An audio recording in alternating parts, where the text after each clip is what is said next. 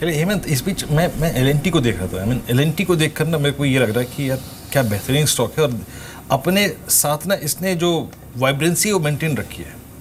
एक जो होता है ना कि यार मैं क्या करने वाला हूँ, वो उत्सुकता इसने अगर आप देखें बरकरार रखी है। प्लीज़ एक बार एल&टी के चार्ट दिखाइए, आप 6 मंथ चार्ट दिखाइए।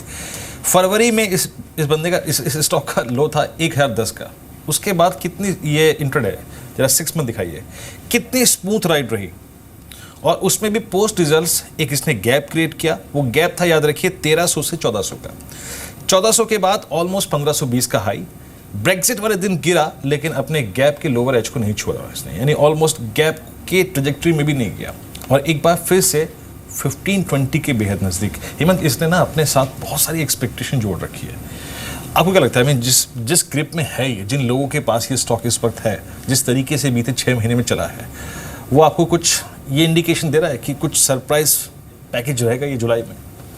देखिए, पहली बात ये कि इस एक्सपायरी में अगले 2 दिन में मुझे स्टॉक 1515 के ऊपर जाता हुआ नहीं लग रहा। उसका एक रीज़न है कि 1500 का कॉल राइटर जिस तरह से स्टैंड कर रहा है और जिस तरह से अनवाइंड नहीं कर रहा है पोजीशंस लास्ट 2 दिन से, जब स्टॉक ऊपर की तरफ भी जा रहा है, मुझे ऐसे लगता है कि स्टॉक एक्सपायरी शायद 1510 के ऊपर नहीं दे पाएगा। जहाँ तक जुलाई की बात रह गई, रोल ओवर्स पॉजिटिव हैं, थोड़े एवरेज हैं, एवरेज के नीचे हैं अभी, लेकिन पॉजिटिव हैं cost wise. When we say cost wise, यानी नेक्स्ट मंथ का प्रीमियम जो है वो करंट मंथ से ज़्यादा हेल्दी है, which is always a good sign. और इस स्टॉक में सबसे बड़ा चेंज जो हुआ है रिजल्ट के बाद, वो है कि 1400 का पुट हर जगह एक इनकरेजिंग सपोर्ट देता है। जुलाई में भी आप देखिए 1400 पुट में ही सबसे ज़्यादा राइटिंग चल रही है। तो मुझे लगता है कि अब जो लॉन्ग टर्म बेस भी है स्टॉक का, वो 1400 हो चुका है, तो उससे ज़्यादा नीचे स्टॉक नहीं जाएगा। और अगर जुलाई में जैसे ही 1520 क्रॉस करता है, मेरे ख्याल से वी ऑल नो टेक्निकली एक ब्रेकआउट आ जाएगा, जिसका नेक्स्ट टारगेट ही 1615 का बनता है। तो अगर आप एल&टी को आज भी लेते हैं, थोड़ा सा स्टॉप लॉस डीप रहेगा, बट आपको स्टॉप लॉस रखना चाहिए 1400 1410 के आसपास, और हर डिप पे इसको आप एवरेज भी कर सकते हैं। और 1520 के ऊपर अगर निकलता है तो एग्रेसिवली लॉन्ग कीजिए, क्योंकि फिर बहुत क्लियर टारगेट है 1615 1620 का। वोल्टास पर क्या व्यू है आपका? देखिए मीर, वोल्टास मेरे ख्याल से लास्ट 2 दिन में थोड़ा बढ़ना शुरू हुआ है वापस से, नहीं तो स्टॉक बहुत ज़्यादा कंसोलिडेट कर रहा था 300-310 की रेंज के अंदर। अब हो सकता है जो आज कैबिनेट में बिल्स आने हैं उसके चक्कर के रहते हुए बाइंग शुरू हुई है, but data wise stock is started showing science of buying coming back. मेरे हिसाब से आप सिर्फ डेटा को देखें, न्यूज़ टेक्निकली 312 का स्टॉप लॉस और इमीडिएट टारगेट 326 का लग रहा है। तो इट्स अ लॉन्ग, बट हो सकता है ये न्यूज़ के कारण चला है, तो स्टॉप लॉस जरूर मेंटेन रखें 312 का। वोल्टास में अगर आप देखें, रोल ओवर्स काफ़ी स्लो है, हार्डली 30% के रोल ओवर्स स्ट्राइक हुए हैं। इस बीच आप देखिए डीएलएफ को एक बार दिन के सर्वोच्च तौर पे आके स्टॉक खड़ा हो गया। जो अभी हेमंत बात कर रहे थे, जिक्र कर रहे थे कि रियल एस्टेट पे नज़र रखिए, रियल एस्टेट पे नज़र रखिए। 145 8.5% ऊपर। हालांकि यहाँ पर खबरों का योगदान भी है, लेकिन देखिए खबरों के साथ साथ आप इस बात से बिल्कुल भी अगर आप देखें डिसएग्री नहीं कर सकते कि मैनेजमेंट ने कमिटमेंट शो नहीं किया। 6 महीने में मैनेजमेंट ने हर बार टीवी पे आके, टेलीविज़न पे, समाचार पत्रों में अपने डेट रिडक्शन को लेकर एक अच्छा रोड मैप दिया, और बाकी खबरें अपना काम बखूबी कर रही हैं। ये कोठारी साहब, आपकी रियल एस्टेट पे राय, आप लोग इसमें बायर है इस वक्त, क्लाइंट्स को क्या राय दी है? नहीं, हमारे पोर्टफोलियो में as on now we don't have any real estate stock, and हमें लग रहा है कि real estate as a sector, there are going to be lot of reforms in this sector.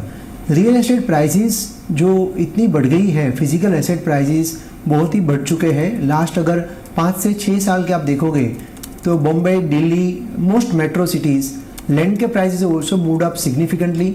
उससे क्या हो रहा है कि ओवरऑल इकोनॉमी का जो ग्रोथ है, अगर प्राइसेस अनएफोर्डेबल हो जाती है तो कॉरपोरेट को, इंडस्ट्री को और आम आदमी को भी ये बेसिकली बहुत ही ऑब्स्टेकल हो रहा है। तो मुझे ऐसा लग रहा है कि कहीं ना कहीं government will make lot of reforms in the sector to make sure that land prices becomes affordable over a period of next 3 to 5 years। तो ये सेक्टर का जो हमारा मानना है कि ये sector is not going to be under very good healthy profit growth from the real estate prices perspective. Secondly what is important is that in real estate sector बहुत कम कंपनीज है जहाँ पे corporate governance is very good and very clean, क्योंकि balance sheet जो बहुत सारी कंपनियों की है सेक्टर में, बहुत सारी सब्सिडरीज होती है, बहुत सारे एसोसिएट्स होते हैं, बहुत सारे ट्रांसफर प्राइसिंग होती है, बहुत सारे इंटर ग्रुप ट्रांजेक्शन्स होते हैं, और लास्ट 5 साल का जो ट्रैक रिकॉर्ड है ये सेक्टर का बहुत सारी कंपनियों का वो ज़्यादा इंस्पायरिंग नहीं है। बिल्कुल बिल्कुल। तो हमें ध्यान में रखना चाहिए रियल एस्टेट सेक्टर में जब भी कोई भी आम आदमी इन्वेस्ट कर रहा है, अगर इन्वेस्टर इन्वेस्ट कर रहा है तो ये ध्यान में रखना पड़ेगा कि you have to stick with only high quality companies, otherwise there can be there is a possibility of accidents in this sector. बिल्कुल। चलिए, बहुत बहुत शुक्रिया हमारे साथ इस बातचीत में शामिल होने के लिए राजेश। आप देखिए जो हेवी मूवर्स है ना, डीएलएफ के साथ साथ और 2 स्टॉक भी चले हैं। हालांकि हमेशा तो इस सूची में होते नहीं है, लेकिन आज अच्छे वॉल्यूम्स के साथ एक तो ऑर्बिट कॉर्प चला है 8%, यूनिटेक इस पर ठीक मुंह देखने को मिला है। लेकिन आज का जो सबसे बड़ा थीम है वो कंजम्पशन का ही है। अब देखिए स्पेशलिटी रेस्टोरेंट, आज ये काउंटर भी करीब 6% ऊपर है, जबकि ये कंजम्पशन के अलावा दूसरा कोई ट्रिगर है नहीं। लेकिन क्योंकि रेस्टोरेंट्स भी 24 घंटे खुली रह सकेंगी तो ये सबसे बड़ा ट्रिगर यहाँ पर प्ले आउट होते हैं। किरण जाधव इस बीच हमारे साथ हैं। किरण, स्पेशलिटी रेस्टोरेंट पर क्या करेंगे आप? टेक्निकली मुझे लगता है कि बहुत बड़े रेजिस्टेंस के करीब आ चुका है। साइकोलॉजी और टेक्निकल रेजिस्टेंस है करीबन 100 रुपए का, उसी के इर्द ट्रेड करता नजर आ रहा है। और ये अगर रेजिस्टेंस निकल जाता है तभी मैं एक लॉन्ग बाय करने की सलाह दूंगा, नहीं तो नहीं। एक वेज पैटर्न फॉर्मेशन में ट्रेड कर रहा है, तो जब तक ये लेवल क्लियरली क्रॉस नहीं करता तब तक मैं स्ट्रॉन्ग बाय बनाने की सजेशन नहीं दूंगा। जिस बात की आपने मीर बात की कि 24 घंटे रेस्टोरेंट्स खुले रहेंगे, तो मुझे नहीं लगता कि जो रात को बहुत बड़े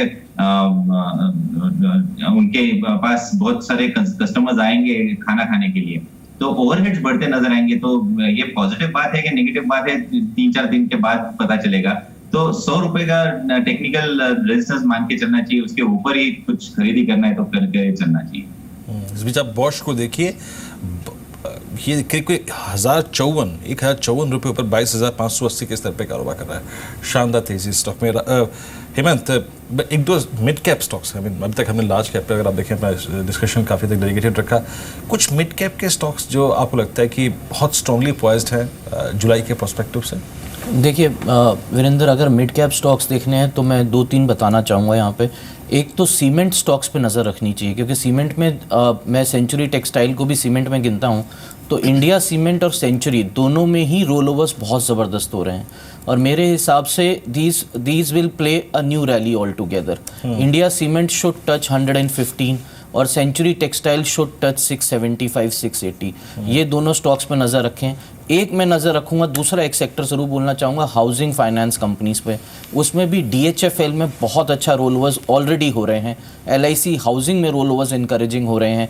LIC हाउसिंग में मेरा टारगेट जो है वो तकरीबन रहेगा 515 रुपये का, और DHFL में जो टारगेट है वो है 211 रुपये का।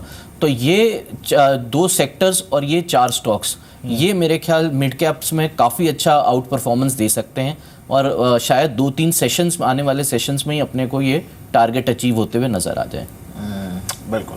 चलिए हेमंत, शुक्रिया हमारे साथ इस बातचीत में शामिल होने के लिए, और उम्मीद है अगली बार दिल्ली स्टूडियो के लिए आप इतना लंबा वक्त नहीं लेंगे। 2008 के बाद मुझे सरप्राइज़ हुआ कि ये 2008 के बाद सीधा 8 साल के बाद अब आए हैं। लेकिन उस वक्त हेमंत ने अपना करियर स्टार्ट किया था, मैंने टेलीविज़न करियर, तो दिवाली पे आए थे दिल्ली स्टूडियो। ये 2008 की दिवाली, और मैं उस वक्त मुंबई में था। हाँ, आप मुंबई से, सही बात है, सही बात है। खैर चलिए, 2008 का साल तो भूल ही जाए तो बेटर है। अभी भी कुछ शेयर हैं अवेलेबल उस दाम पे। बट शुक्रिया, प्लेजर है। थैंक्स। किरण, आप कोई पिक्स देना चाहेंगे क्विकली? LIC हाउसिंग फाइनेंस बहुत अच्छा दिखाई दे रहा है चार्ट्स के हिसाब से, तो एक LIC हाउसिंग फाइनेंस पे ध्यान रखना चाहिए। LIC में अगर अभी बाय करते हैं तो स्टॉप लॉस रहेगा करीबन 490 का, और टारगेट के लिए 515 से 527 होंगे। दूसरा स्टॉक जो हमें दिखाई दे रहा है तो अच्छा है, सीमेंस है। सीमेंस में भी बहुत अच्छी रुझान दिखाई दे रही है। आज थोड़ा सा सुस्त है, पर एंड ऑफ डे चार्ट्स पे बहुत अच्छा दिखाई दे रहा है, तो उस पे 1270 का स्टॉप लॉस, 1340 के टारगेट्स मान के चलना चाहिए। और ITC भी एक बहुत अच्छा स्टॉक दिखाई दे रहा है, जिसके ऊपर हमारे बाय कवरेज है। 360 का स्टॉप लॉस, 400 एक हफ्ते के लिए टारगेट। चलिए, ITC आपके अगर आप देखें तो आज थोड़ा बैकफुट पे है। इस बीच फास्ट 50 अगर आप देखें तो आज सुबह 50 स्टॉक्स उसमें से टारगेट हिट हुए। DLF 145 टारगेट हिट, ओवरशूट हो चुका है इस वक्त। शॉपर स्टॉक लगभग 20 रुपये ऊपर इस वक्त टारगेट हिट। तीसरा स्टॉक अगर आप देखें फ्यूचर कंज्यूमर, टारगेट हिट 2480 का, ओवरशूट कर चुका है। ABG शिपयार्ड टारगेट हिट 3250 का। उसके बाद जायकॉम लगभग 2.25 रुपये ऊपर, आज टारगेट हिट। उसके बाद असाई सांगवा यहाँ करीब 4 रुपये ऊपर, टारगेट हिट। उसके बाद V2 रिटेल टारगेट हिट 3.5 रुपये ऊपर 56.50 के स्तर पे।